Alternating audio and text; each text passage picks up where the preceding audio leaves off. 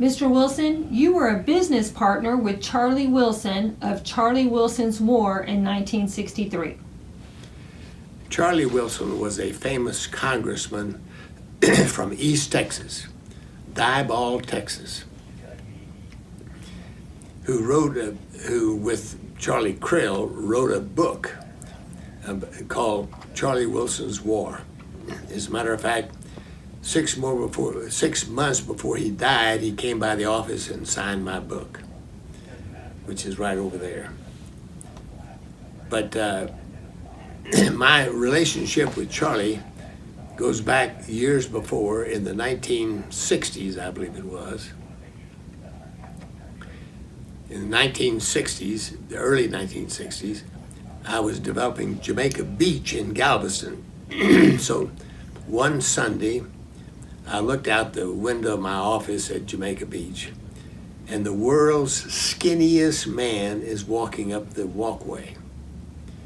It was Charlie Wilson, and he worked for Temple Lumber Company, and he came in to propose that he and I would build houses together at Jamaica Beach, and I would put in the lot, and he'd build a house, and then we'd sell it, and Temple Lumber Company and I would split the profit. So that's where our partnership began. That's where my friendship with him began. But Charlie Wilson was a different kind of congressman. For example, when you went to his office in Washington, D.C., it looked like the Playboy Mansion.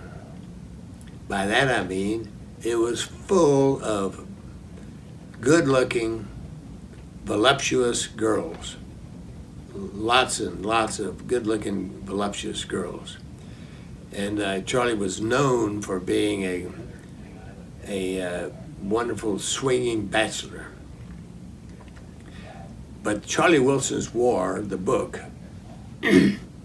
is about what he did in Afghanistan. In the 1980s, I believe it was,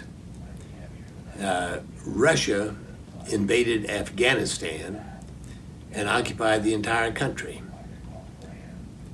So Charlie Wilson was persuaded by a Houstonian girl, friend of mine, named Joanne Herring, Joanne King Herring. And Joanne was honorary Houston consul for Pakistan and Afghanistan. So Joanne, in her charming way, talked Charlie Wilson into going to the Appropriations Committee, of which he was a member, and proposing that they furnish big money to fight the Russians in Afghanistan, which he did completely undercover. For example, they would buy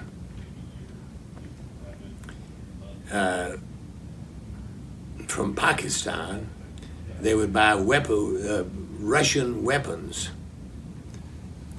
to arm the Afghanistans to fight the Russians, because they didn't want to use any United States weapons or American weapons. It was a very interesting time, but the point is, he was responsible for driving Russia out of Afghanistan. And the world has, which was the beginning of the end of the Cold War.